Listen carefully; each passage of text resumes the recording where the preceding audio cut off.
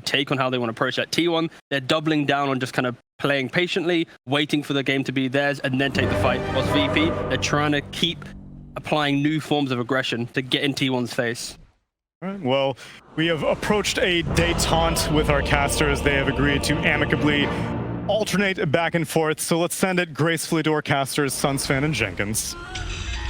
Thank you, Tsunami. Sunsfan here with Jenkins. You put it very eloquently, but of course the truth is Twitch chat thought that you guys were major cringe, so we just cut the bit and we're just going back to normal. We're fighting to not cast this, and now I have to do it. And I'm so you're saying you lost the original duel. I see. I did. He knocked it out of my hands. Everybody's like, "Oh, Jenkins won." I see. Well, that's great to hear that a lot of people want to cast with me. I wish Cinderin was here. Jenkins, what are your thoughts on these drafts? Timings on both.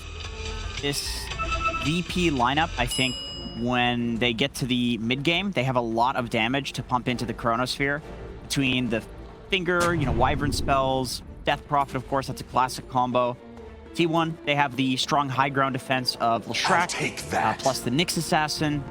Spectre eventually will be really great at killing these three backliners on the side of VP, so there's timings for both. Once again, this is not one of those drafts where one seems significantly better than the other.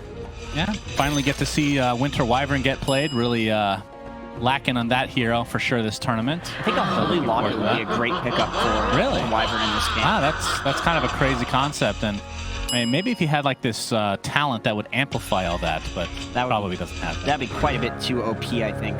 Yeah, I think so. But the cool thing about it is because of the way that the draft ended up working out, we get to see a Nyx and a Lesh who have kind of been these, I want to say, basically on the same level as Wyvern for both the major and this tournament. I agree. This Nyx Lesh might be a stronger...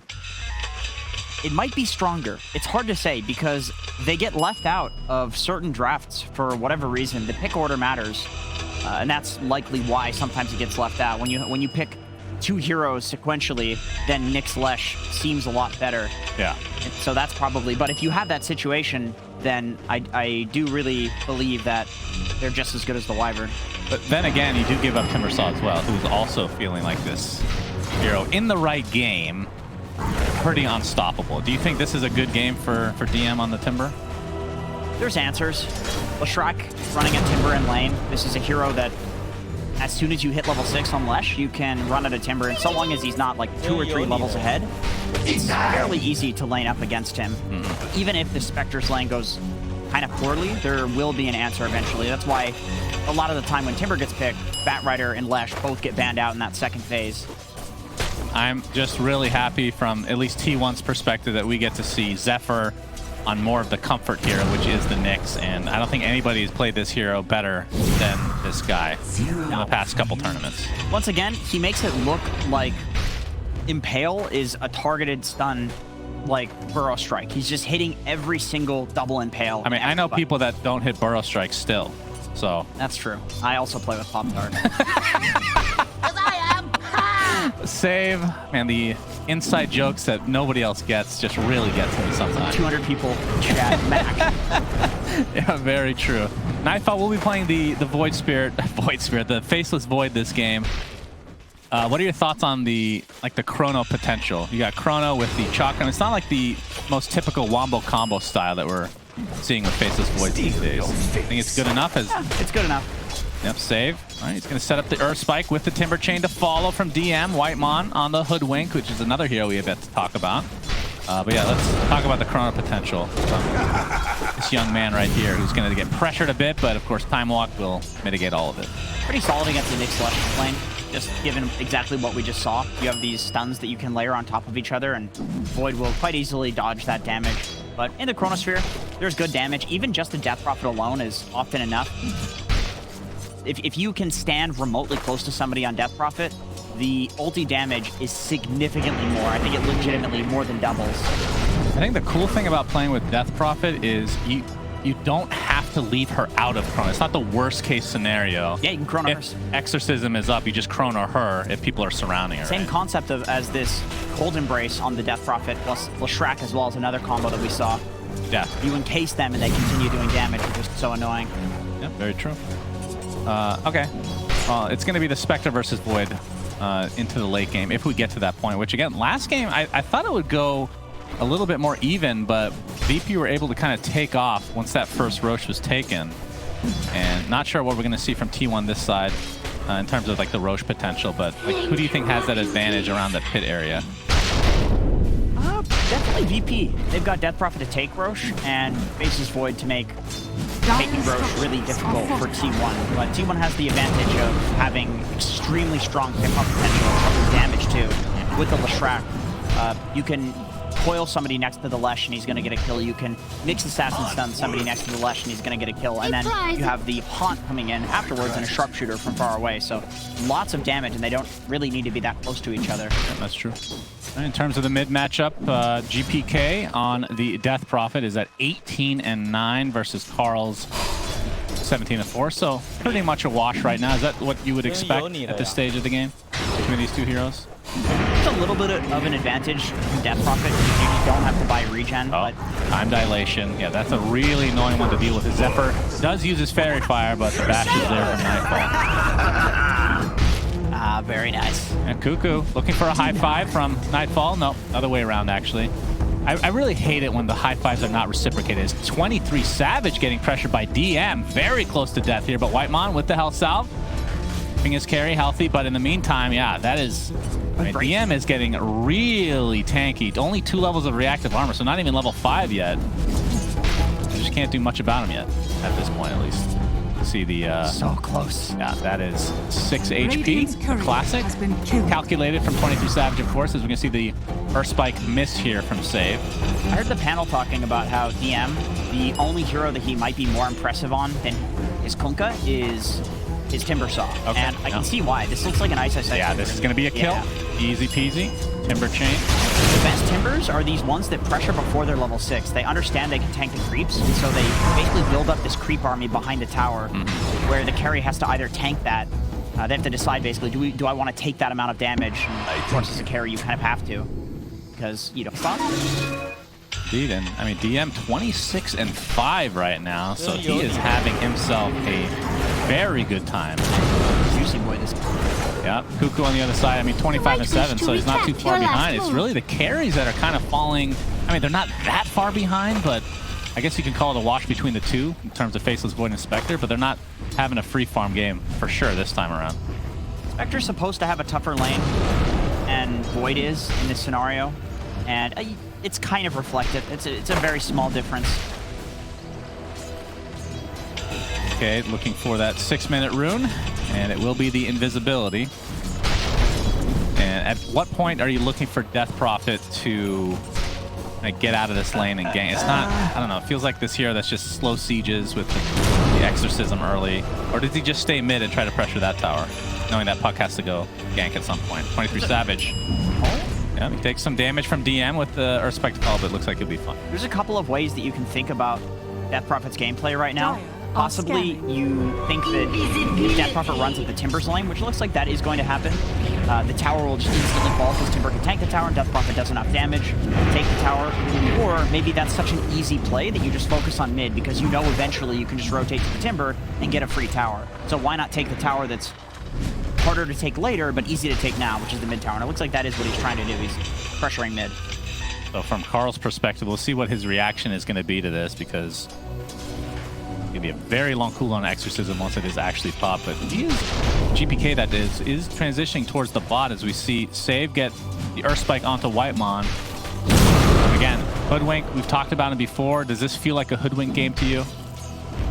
I don't know what is a Hoodwink game. You should. We covered NADPC. We know. My thoughts on this hero is just that it's a generic stunning position 5, position 4. Maybe as a 4, the game needs to be better for it. But I see it similar to like a Crystal Maiden or a Lich when those heroes were strong, where you just never really felt bad having them on your team. Yeah. Hey, GPK made quite the walk over to the bot lane. It's 23 Savage getting pressured.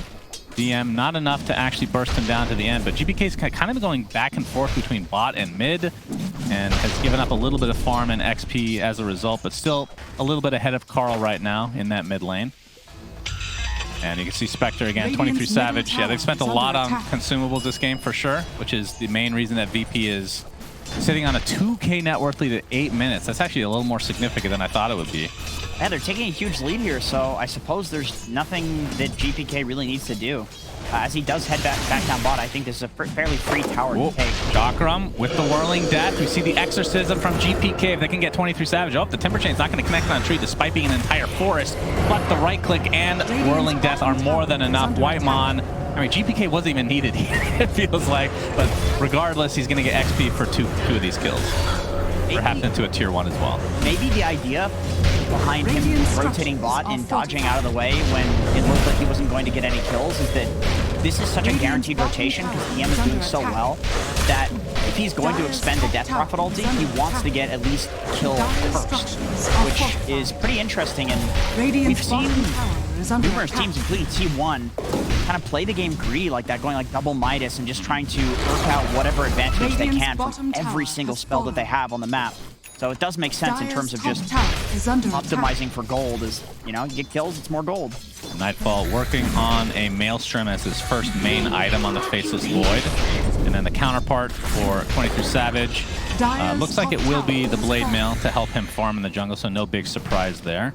And he already picked up the Possessed Mask, actually, which is not too shabby. Although I think he would prefer the action here. Whitemon still only level 3, by the way. Just hits 4 there with that ward, but save, getting the mana drain off. DM, not quite in range for the Whirling Death, but the Chakram is going to be there with the Crypt Swarm as well. So feels like VP are getting pretty much whatever they want with this 5-0 advantage right now. Yeah, there's not anything that can kill DM, and the problem with Cuckoo, if he rotates towards DM, if he dies doing that once, then all of a sudden he's not tanky enough to do that a second time. And so he goes straight for the Hood of Defiance just to ensure that he is tanky, and I think probably that's why he's not rotating towards DM, is because he needs the boots first before he can realistically run at the lane. See the replay here. The ward kill. Oh, level 4. Feels so good, but then he dies. So maybe not so much. Zephyr still level 5 on the Nyx Assassin. We're at 10.5 minutes now. Let's see if these tomes come out, if they haven't already. 23 Savage playing it very, very close. Greedy boy. Yes, indeed. Still does not... Oh, he did get up the chip vest. Okay, that's the dream item for sure. On top of the Blade Mail to come. But still kind of playing the catch-up game. Does have Haunt, so if he finds an opportunity to find a quick kill and then back to farming, he'll do so. Otherwise, just full-on farming for him. It's a great Blade Mail game against Death Prophet and Timber. Damage that it's extremely hard for these heroes to control who it goes on, and so you can just haunt in, reflect all of that damage. I like that also 23 Savage went for a Sage's Mask casually, eventually building into the Echo. Spectre really needs that mana. Yeah, we talked about it before, the fact that Blade Mail doesn't have that the Robe of the Magi anymore as part of that build. Pretty big deal for that hero as DM. Be tanking this up, gets the Vendetta out from Zephyr side. Splitter's not going to do that because of the curse. Beautiful timing from Kingslayer again, as that is going to be the death of Zephyr as a result. The coil basically just on the Faceless Void, but Nightfall looks pretty fine overall. It takes the Bushwhack, but just time walks into the tier 1. Just like that, VP with a tier 1 tower again and 2 kills. 7-0. This is starting to look a little yikes from T1. And the matchup between Timber and Leshrac is whoever starts getting kills on the other one, it feels like the other just feeds. And so that was about to be Cuckoo killing DM and stopping this reign of terror from the Timbersaw. But just a beautiful Winter's Curse, as we've seen so many times throughout this tournament and the Animajor. It is the biggest buzzkill ability in the entirety of Dota. We've also seen it in our Nightmares. This is true. As this hero is picked literally every game. Oh, Hex. Earth Spike to follow. GPK. Got the Spirit Side into the silence. Very good layering. Into the finger. VP have come to play in this game 3. This is turning out to be a shellacking. I hate to say it.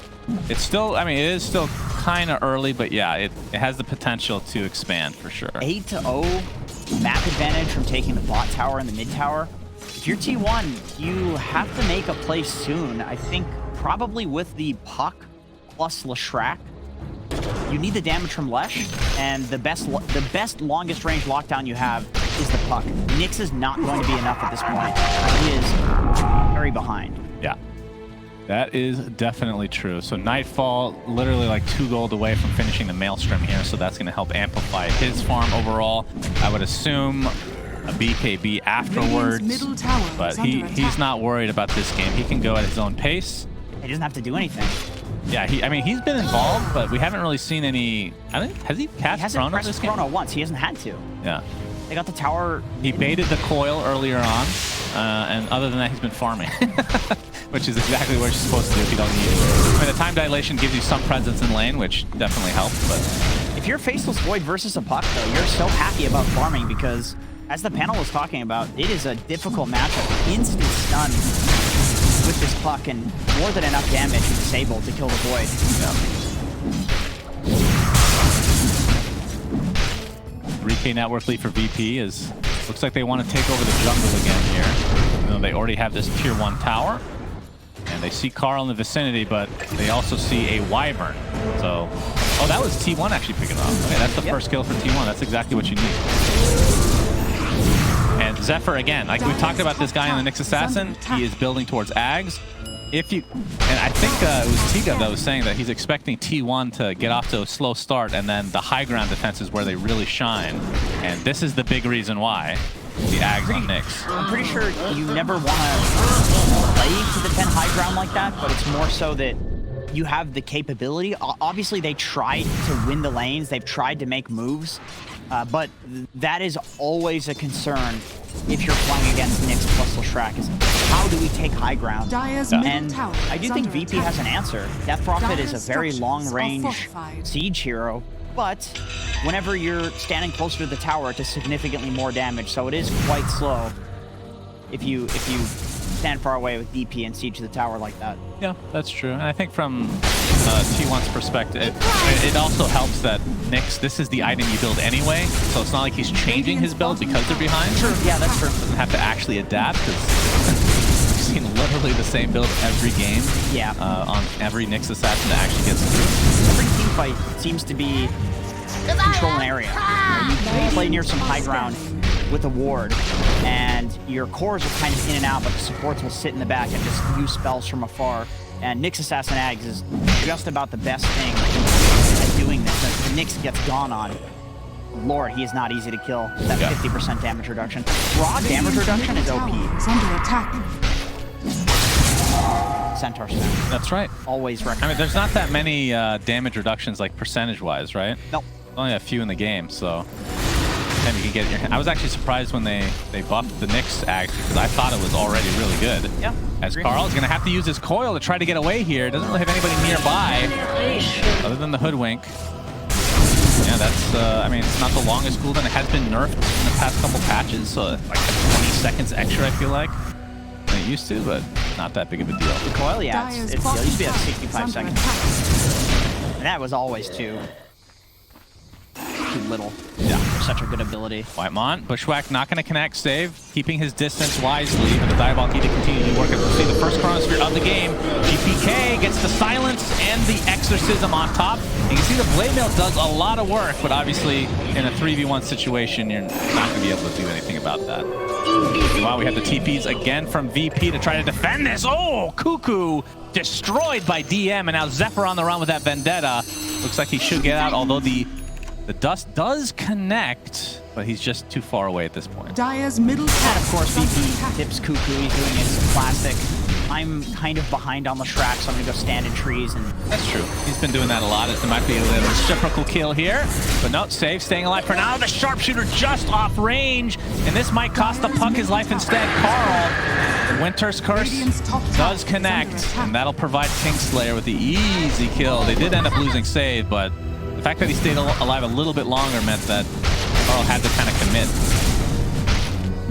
And Carl going down here is a really big deal. I think 23 and Carl dying is very bad for T1, because these are usually the players that whenever they're behind, they'll do some like epic thing and everybody will come back off the back of them. Off the back of one of them being incredibly farmed and having a good game. And it's not often you see both of them having a tough time. Yeah, especially not in, I mean, both tournaments, really. The Animajor and this ESL1 summer event. Yeah. The question is, what do they do when everybody's having a... Bushwhack into the Impale with the Haunt and Sharpshooter. 23 Savage gets credit for that one. And he has the Echo Saber Blade Mail combo. We'll be going for Manta next. And also a double damage to boot. So this provides potentially an opportunity for T1 to continue to farm on Spectre, which is exactly what they need. These are really crucial picks, getting them back into the game. Oh yeah, we do see, thank you to the observers here, we'll talk about that in just a moment as we see the impact move here, the Sharpshooter, which was being wound up from the beginning off the original Bushwhack. But speaking of Hoodwink as a hero, we did see this the other day, but having this Ironwood tree allows you to cast Bushwhack first and then place the tree. Pretty cool combo. It's essentially like an instant, it feels like an instant disable in some cases. It's nice too because the Acorn Shot provides vision. So whenever you use the Bushwhack, they're going to run away from you because they're dying. And if they run into trees, you can use the Acorn Shot to vision the people that you're chasing. So it does feel like a really nice combo. The most important thing about that last pickoff that we saw is that 23 got the kill. Spectre, not a hero that farms particularly fast. They're smoking directly towards him, but...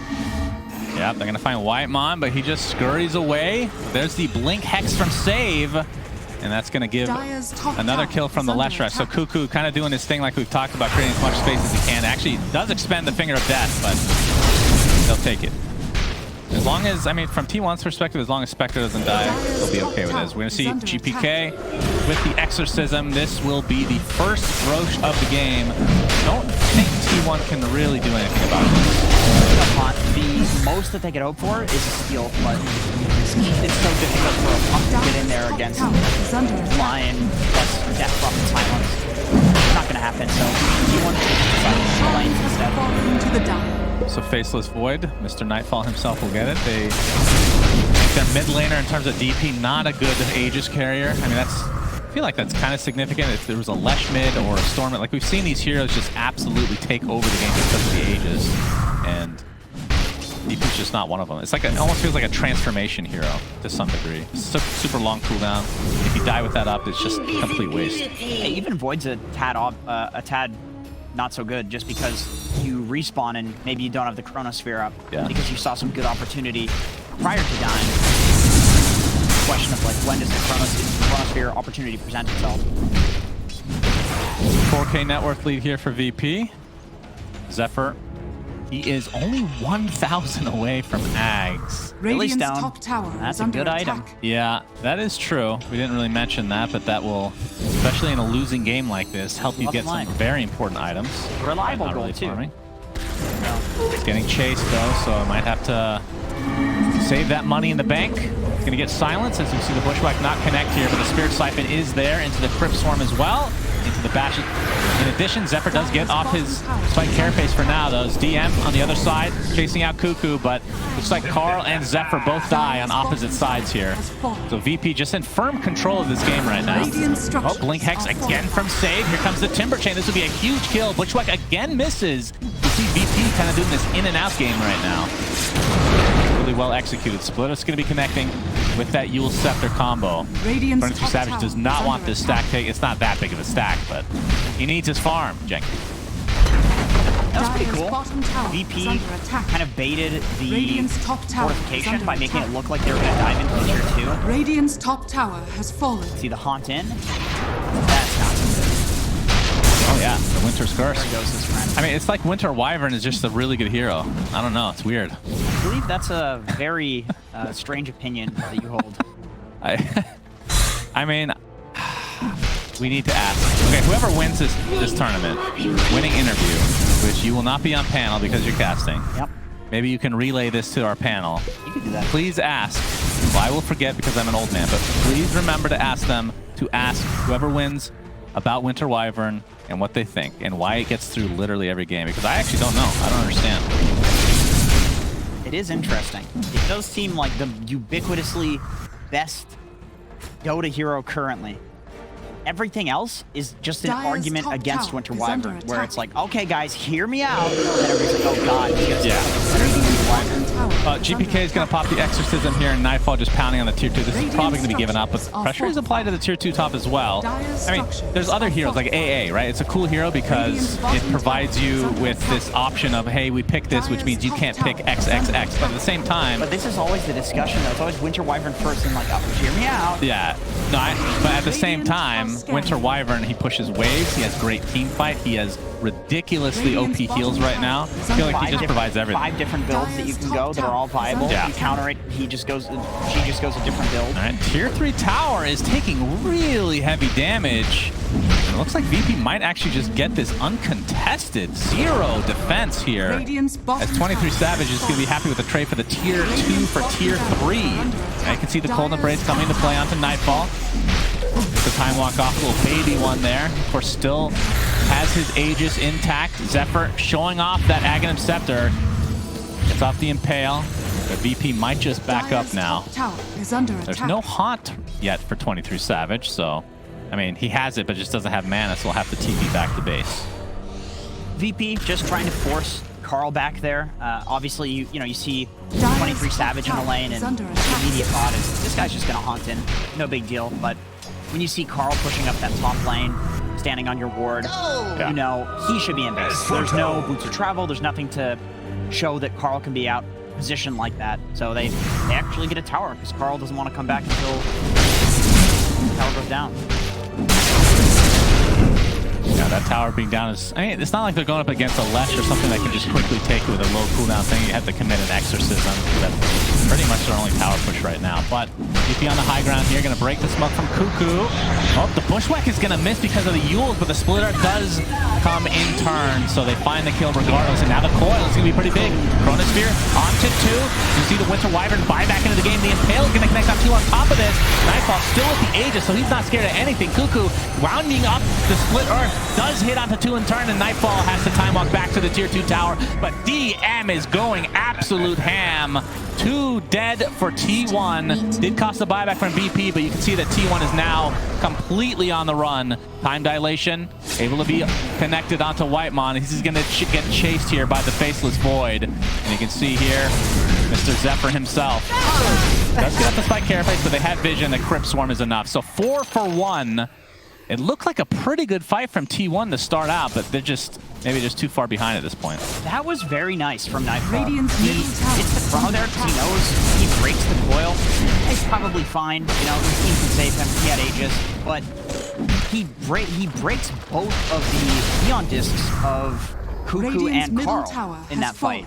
And then afterwards, DM comes through and he pops both of them. The 2 heroes that Nightfall popped the Eon Disc of, they killed first. So that was intentional.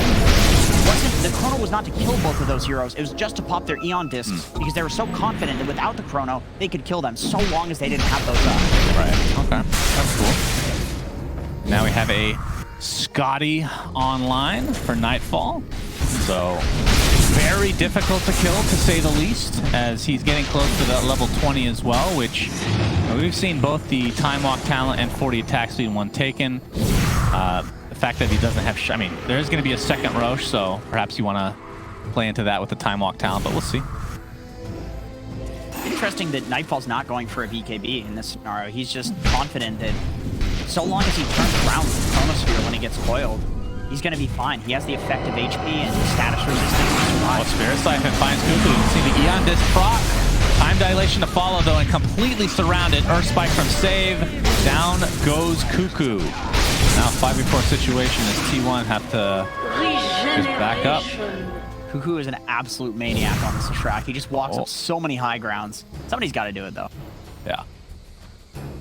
Nightfall gonna take a bounty now, farm the enemy triangle.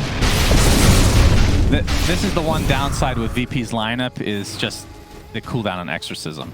They don't have like this secondary push here, it feels like. Maybe the Timbersaw getting Shard would help. Is he actually queuing that up at any point? Oh, he literally just did. Okay. He's thinking the same thing. He's like, oh god, I'm so sick of waiting for this cooldown. It makes sense. It is good damage to the tower with that flamethrower. Yeah. And they don't need the Exorcism for damage in team fights because Nightfall has enough net worth at this point that just the Faceless Void is going to do a ton of damage. it's literally just about taking the barrel. It's about ending out the game. Timber Shard, that'll help you do that a little. And Nightfall did go for the 40 attack speed talent. Basically the same win rate between the two. 40 attack speed taken a little bit more often though. That's kind of cool. You don't see that very often where it's similar pick rate, similar win rate as well. Depend on the build too. If you're going for Aghanim Scepter, then time one cooldown just equals more damage. And the 20 talent attack speed is obviously more damage. All right, we're gonna have a 5-man smoke from Virtus Pro. We have Ether Lens here on Whitelon. He's actually going for Aghanim Scepter next, which of course we have seen from time to time on these more farm hoodwinks. Oh, this would be a huge kill for VP. And yeah, this is going to be a super easy one as well. 23 Savage, just wrong place, wrong time. And Roshan, we can see not up for another minute 45. Check out the kill score quickly. Yep, it is 420. I'm sure chat's very happy about that. That's good stuff right there. Anyway. Head. Back to you. Back to you, Jenkins. Yeah, Dakota, shout out to you. Yeah, Nightfall is just super farm right now. It looks like they are kind of waiting for this Roche. Thought they might try to force a buyback potentially here, but just playing it close to the vest. Again, 10k net worth lead, so they're not really in a super rush here. Yeah, they're confident they can play the map and choke T1 out. Travel on TPK, so that's fairly easy to do. And here's a little bit of that choking out happening. Yeah, impact move. You can look at the top score line. Oh, we're not going to get that because there is a kill coming. Sharpshooter's dead. DM pops the BKB, but he's getting very low. Actually drops down, so nicely done from T1, but a big, juicy impale coming out from the line into the Chronosphere on the 2. And again, just too much farm for T1 to deal with. Oh, okay. The big Haunt comes in. 23 Savage pops the Blade Mail. He jumping left, right, and center. Finally, he focuses on Nightfall as he has no more illusions to work with. He got out? He got back to base? What? He didn't bash. Wow. The chances. I didn't even see him TPing, for God's sake. Yeah, that was a lot of right clicks with no bash. What's the percentage on this? 24%? Why is he a Dota player? He should be at the casino right now. Why? Maybe it's because he got the double kill. As we see, he actually TP'd right away. 2. Wow. 3. 4. Yeah. 5. Okay. 5 hits in a row. Let me do the math. But the Maelstrom did proc, so something at least proc for him. You can see the smiles coming out here. Always cool to see the webcams on these players as Jenkins is opening up Google to calculate something apparently. All right, 23 Savage, he sees Roche, he's going for it. This is the Aegis, Cheese, and Shard. They know Chronosphere is down, they know Exorcism is down. This is a really good play from T1, especially if it works out. I mean, it's a good thought regardless. I did the math. There's a 25% chance that would happen. That's it? That can't, nah, that's not right. That's right. Was it 5 hits or 2 or 4? 5 hits. Okay, so not that big of a deal then, is what you're saying. No, that's a big deal. Cuckoo gets the split arc, Uzu orb the follow, trying to create as much space as possible. The Aegis is not going to be taken. The stun comes out and snatched by Save himself. He's going to pop. That's not even a BKB. That is the Shard. As 23 Savage has the Spectral Dagger away. Barely gets out with his life. Zephyr stuck inside this freaking ult from Timbersaw. Just too much damage to deal with. Double kill for Nightfall. And yeah, Save ends up taking the Aegis. So that means T1 got Roche. I'm not sure who got the Shard. I see Save has a Shard. I'm not sure if that was from the pit. Save took the Shard and he must have given it to somebody else. We'll have to watch the replay here. Nightfall has the Shard. This is a big... Look at this Earth Spike. Oh my god. So the cheese on Cuckoo, for sure. The cheese is on 23 Savage now. Well, now, okay, yeah, but he picked it up, I mean. Now I see. All right, I'm going to click on it. Cheese is there. Okay. So who did get the Shard? Because Save does have it, so... You know, the ridiculous I assume it's thing him. about that... Oh, no, it is on the reverse time on. Okay. The timing of that is like, yeah. You're playing as a Haunt. How do you blink in and steal the Aegis from 2 heroes? Yeah, that's pretty dirty play right there. Zephyr inside the trees, but they see him, and yeah, he's going to be brought down. I mean, Timbersaw's such a good hero against Nyx Assassin, especially when you have the silence from DP on top of it. And it's going to be a full set of racks in the bot. Probably go to the mid lane now while this Exorcism is still up. All right, Chronosphere onto 2 is going to focus on the Hoodwink while Mr. GPK focuses on the Lesh. That's 2 quick kills, both buybacks though. You see the Haunt come out with the Blade Mail, trying to apply as much pressure Caster finally gets that Winter Wyvern, but now 23 Savage on the run. No bashes needed this time as Nightfall jumps right in, dodges the Whitemon sharpshooter. Impale's going to connect from Zephyr on the sideline, but Whitemon will fall regardless. And they have a sentry in the vicinity. Zephyr now on the run. Bash, first hit this time. Karma, full team wipe, VP, GG's call. This was a bit of a shellacking. What tier? What tier? This was probably just a normal shellac. Normal shellac. Maybe one higher, it would be Negative.